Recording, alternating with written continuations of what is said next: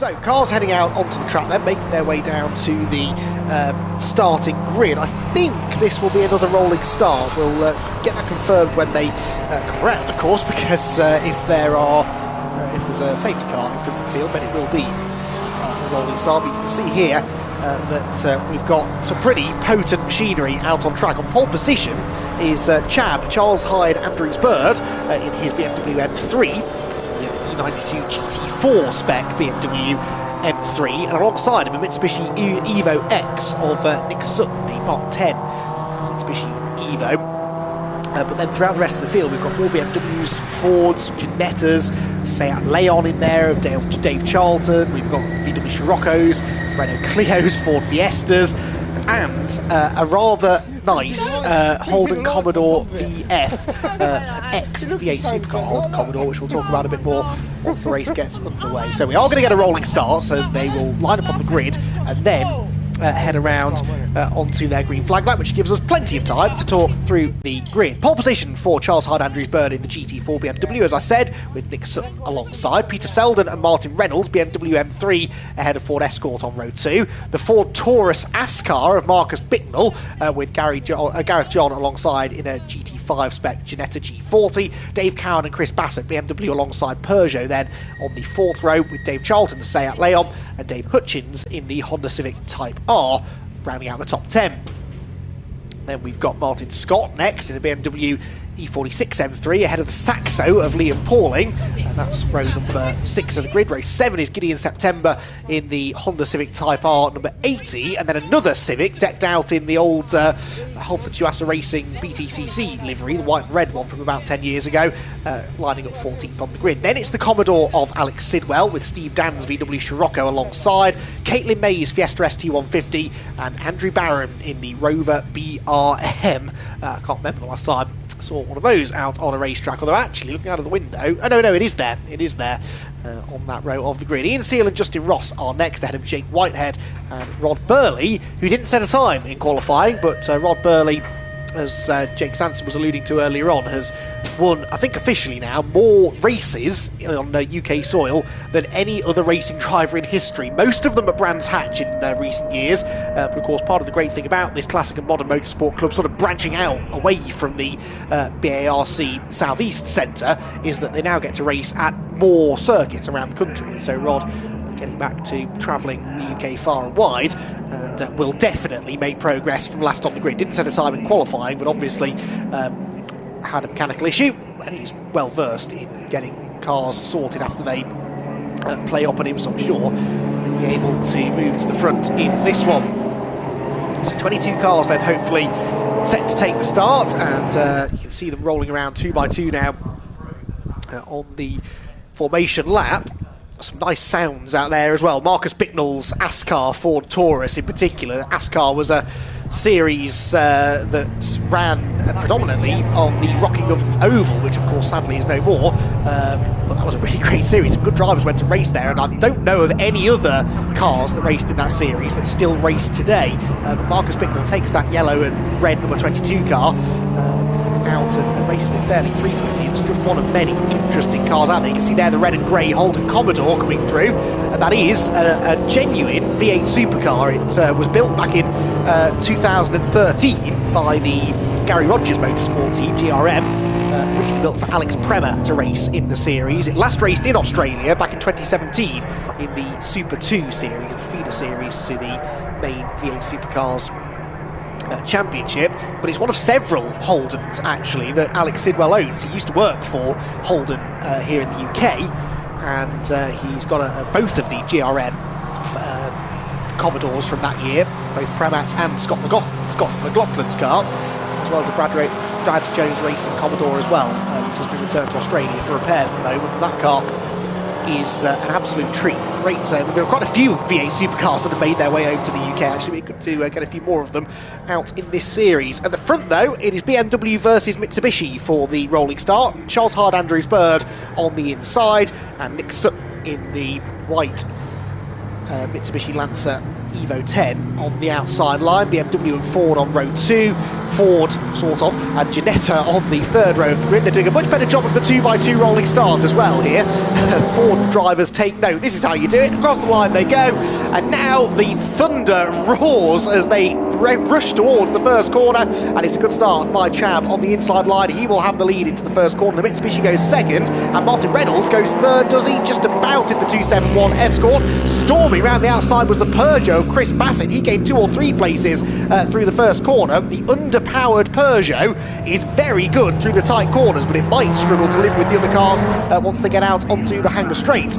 So, through the link, down into Chapel we head then. There is the Ford Taurus of Marcus Bicknell, locking up a brake as he goes through the right-hander. The red BMW in behind, which has dropped down a little bit, I think, from where it started, but they're all cleanly through those first few corners. That's good news. And onto the back straight, where we're already losing Charles Hyde Andrews Byrne. He has vanished up the road, and so he should really. He was 2.5 seconds quicker than anyone else in qualifying. The real racing is going to happen somewhere behind him. So there is some of it. The Ginetta round the outside line. Again, another car that won't have much poke in a straight line, but is very nippy through the corners. And Gareth John in his GT5, Ginetta G40, getting the better there of Dave Charlton's Seat Cupra. So 1 lap completed already by the race leader, as the rest of them come through. There goes the Commodore, and there is Rod Birley. Rod Birley in the black Ford Escort, making its way towards the end of the first lap. So Birley, having started last, is up into the time screen still isn't working. 13th place for Rod Birley. His next target is going to be Alex Sidwell in the Holden Commodore. He's defending fairly busily into Philly. He's not going to let Birley get the better of him without a fight. First time, I think, that Commodore has actually raced in Alex's hands. They've done a bit of testing over the winter, but I think it's the first race appearance for that car. So it might take him it might take him a while to really get up to speed in it, but that was a pretty good move that he made there, stealing away a position from the BMW in front of him, and managing to wriggle away from Martin Scott down the straight, and then powering past the Honda Civic Type R of Dave Hutchins. So it's got some speed down the straights, the V8 powered Holden Commodore. Rod Birley doing well actually at the moment, just to hang on to him. Those two maybe can work their way through the field together if they're of an even pace. Birley drops down into the braking zone. The Ginetta just up the road there of Gareth John was on the attack again, I noticed. I think he's going to gain another place by the time he gets around to us this time. Didn't manage to make that one stick, but no, it's still side by side actually with the BMW number 19 of Dave Cowan. Marshall watches on in fascination at the race in front of him. Rod Birley on the inside gets past Alex Sidwell, and that puts Rod Birley then into 9th position. Now sets off after the Ginetta, which is still snapping at the heels of the big BMW. And now Gareth John goes through, but I'm pretty sure that Dave Cowan's going to be close enough and have the horsepower available to retaliate down the back straight, although he doesn't get a good run through Chapel. It's a bit too wide, and now might have to switch his attention to defending from Rod Birley rather than attacking Gareth John in front of him. The straight again, and Rod Birley's just going to drive past the whole lot of them. That's the power that car's got, and Alex Sidwell going with him. So Sidwell gaining 3 positions, as does Birley. The Ginetta up the inside of the Peugeot, number 33 there, that's Chris Bassett's Peugeot. Unsurprisingly, the fastest lap set by the leader, and that's the Mitsubishi in the pit lane. That is the Nick Sutton Mitsubishi that was running in 2nd place in the pits with a problem. Gareth John launches an attack up the inside of Bassett and gets past him. I think Cowan was ahead of him going into the corner as well. Some Mazda MX-5 leaving the pit lane. That's not in this race, that's getting ready for the next race, but further up the pit lane there will be a white Mitsubishi Evo 10, which sadly is going no further in the race, it would seem. So Rod Birley therefore into 5th position. There is Nick Sutton, team member waiting to receive him, and they hope diagnose the problem, but he's going straight into the garage, so he clearly doesn't think that that car's going to be able to continue in the race. That means this then is the fight for 5th place now. Rod Birley 5th, Alex Sidwell in 6th. And Sidwell is not content, I don't think, to just sit behind Birley. He wants to try and find a way through if he can. But just didn't quite get off the corner as quick as Birley. Birley's Escort is 4-wheel drive, of course. The V8 supercar, very much rear-wheel drive and doesn't run with traction control, so can be difficult to get it off the tight corners, but you can see that Sidwell's just getting so much more comfortable in that car now. than he was in qualifying earlier on. There goes the race leader, Charles Hyde-Andrews-Bird, the BMW M3 GT4. Oh, and another BMW into the pit lane, unfortunately. That is, I think, the number 3 car, is it not, of Jake Whitehead, who I noticed was a little bit off the pace from the start. Started at the back of the grid, and there must be some underlying problem with that car that ultimately takes him out of the race. So, 15-minute race, this one, as is the case for all of the Classic and Modern Motorsport Club races this weekend. Charles Hyde-Andrews-Bird running in Class A, as was Nick Sutton. It was really his only rival in that class, apart from Rob Birley. Rob Birley also a Class A car, and Sidwell too, but they started so far down the order that they were never that likely to be able to challenge Charles, especially given the awesome pace that he's had throughout this race.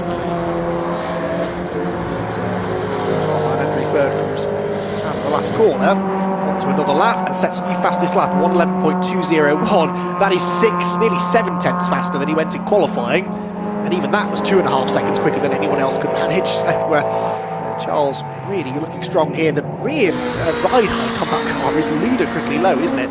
Really sitting down at the rear, and that'll give him some good traction out of the corners, I guess. But yeah, interesting setup on that car. Back to the Birley-Sidwell battle, which is now 4th. They both got themselves ahead of Marcus Bicknell's AS car.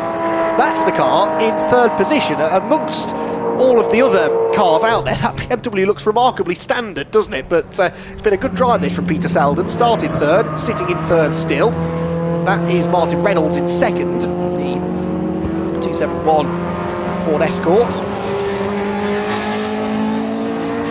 And Reynolds at the moment 3.5 seconds up the road from Peter Selden.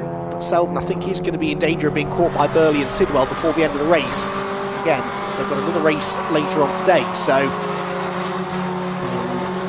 improve their grid positions for that one. They could be a factor for a podium in race 2, even if they don't quite manage to get it in this first one.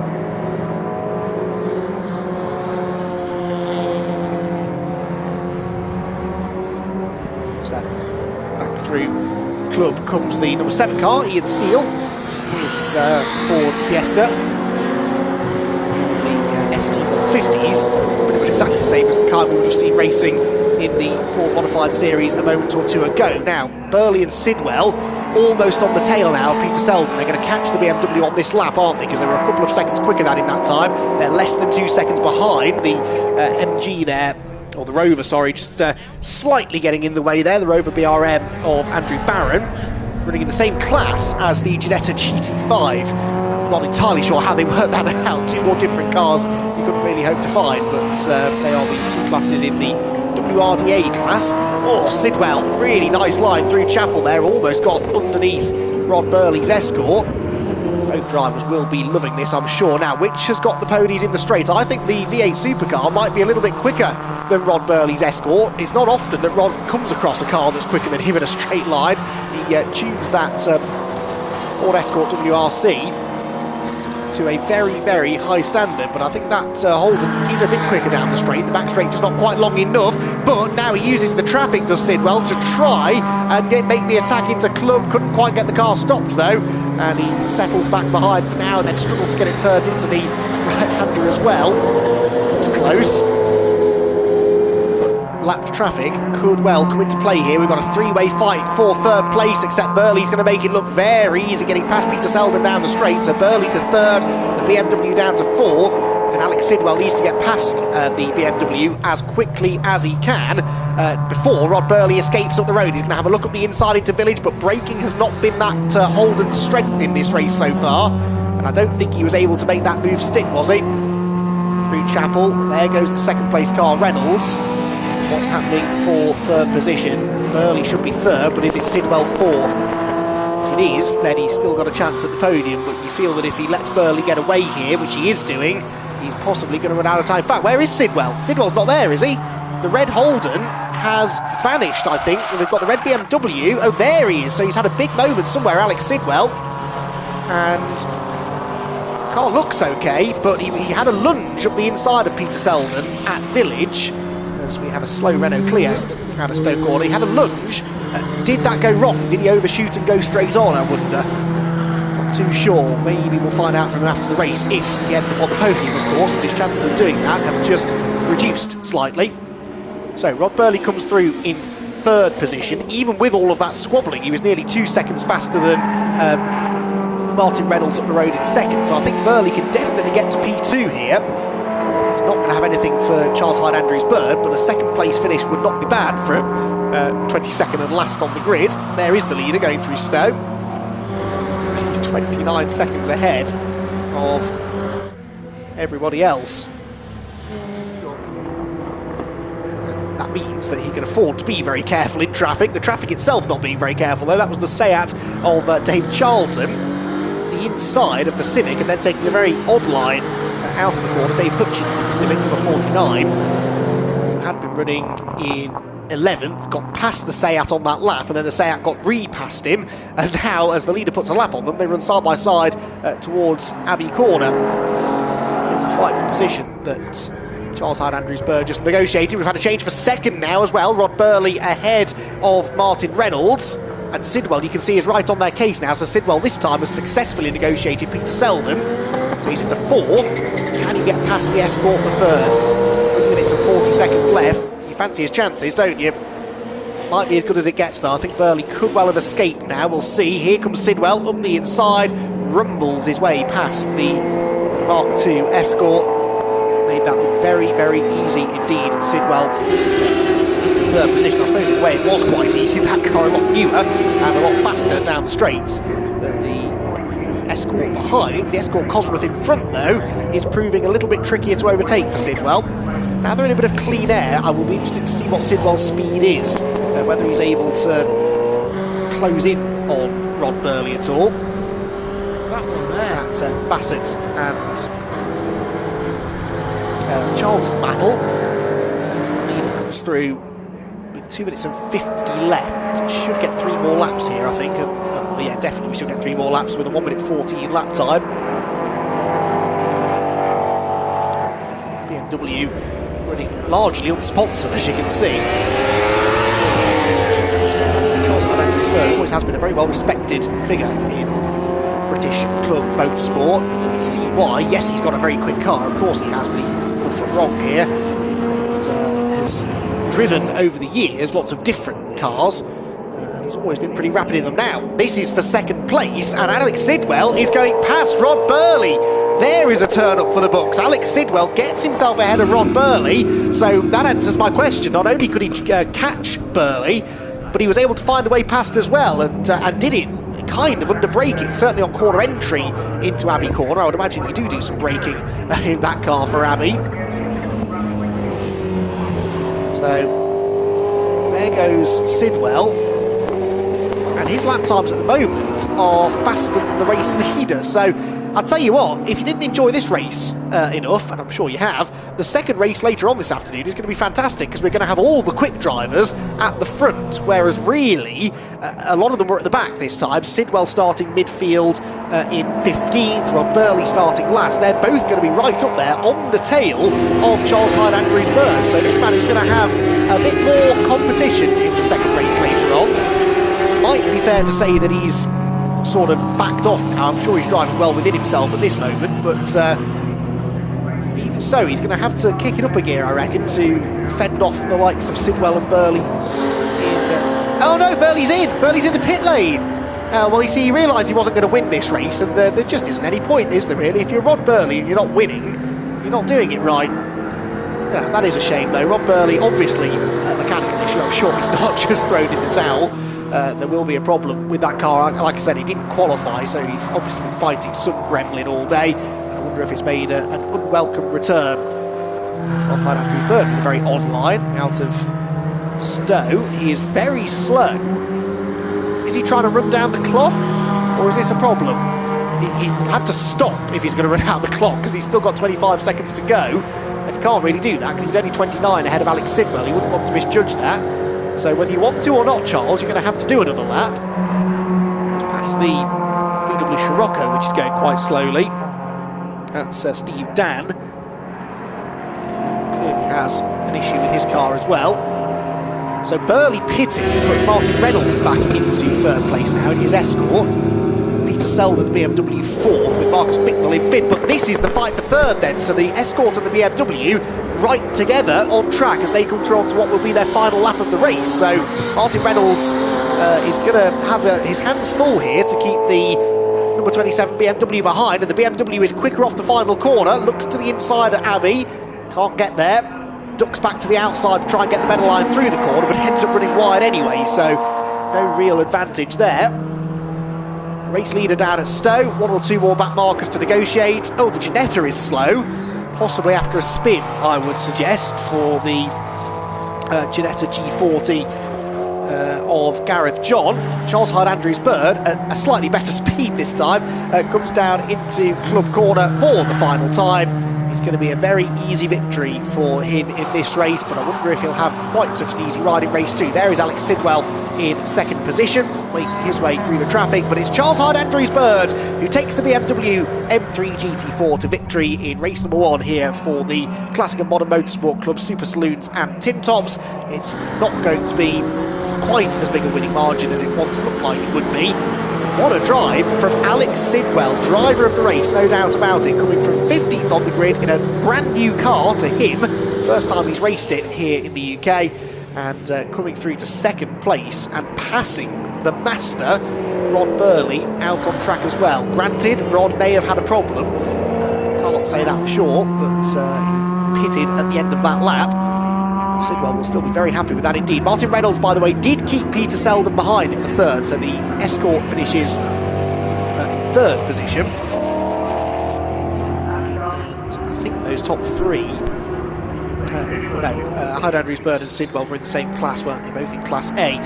Anyway, it is going to be Charles Hyde Andrews Bird that gets the race victory after an entertaining first race for the Super Saloons and TinTops. They're back out again later on today at, in theory, just before 5:45, but we have been running a little bit ahead of time, so if you are wanting to watch that race specifically, then maybe get here 10-15 minutes before that, or, better still, just stay in front of your TVs. It's a Sunday afternoon, you've nothing else better to do.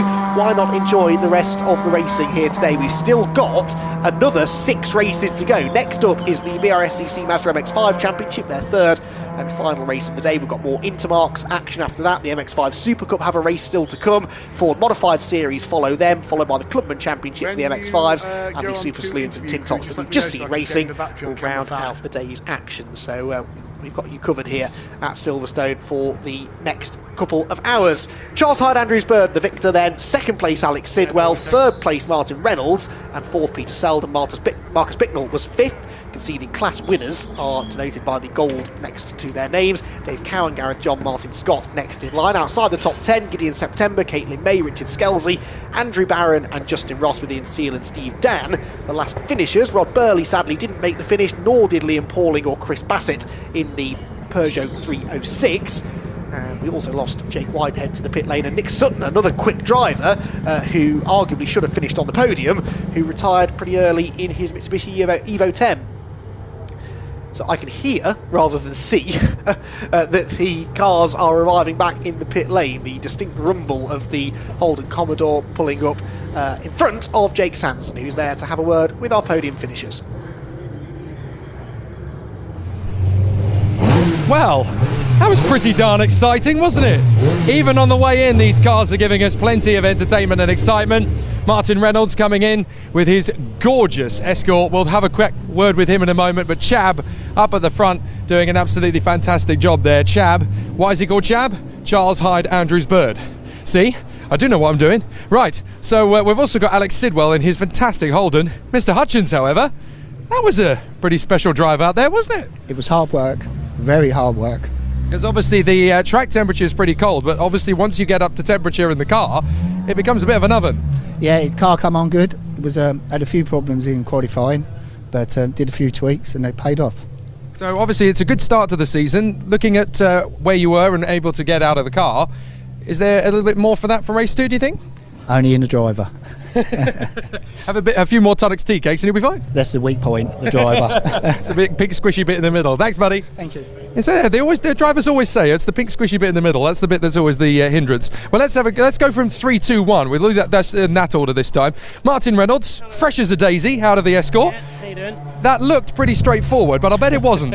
No, not last couple of laps was a little bit more. The BMW was pushing me quite hard, so we had a good battle. So it was good. Kept my lines. Good race. A lovely little car as well. It's really well turned out, isn't it? Yeah, no, we look after it, and one of my collections, you might know. Yeah, it goes really well. Happy with it. So heading into race 2, obviously you know a little bit now what the car's going to do and what the opposition's going to do. Are we going to get back on the rostrum again, do you think? Definitely. Good man. I like the positivity. Good job. Thank you. Excellent stuff from Martin Reynolds. The Escort really was on point in that one. Let's have a word with Alex Sidwell, having his fantastic moment in the Holden. I tell you what, once the car came on, it really came on, didn't it? It's misfiring as well. I was short You're joking? No, I was short shifting every gear. I just said to Ben, when you look at the footage in the camera, you'll see that I was short shifting along here. It was misfiring, so I was having to grab a gear, just try to keep the momentum up of it going, and then try to catch right under the brakes. That's what I was. That my plan was, try to air braking. But yeah, I'm surprised. I didn't know where I was. I just kept going until the end. So that pays, doesn't it? Keep pushing. Well, that shows you how beautiful this Holden Commodore is. I mean, you really do have a bit of an affinity with these Australian supercars. They're amazing. What you were here last time when the big crash at the? Oh yes. Yeah, this is a different car, completely different car.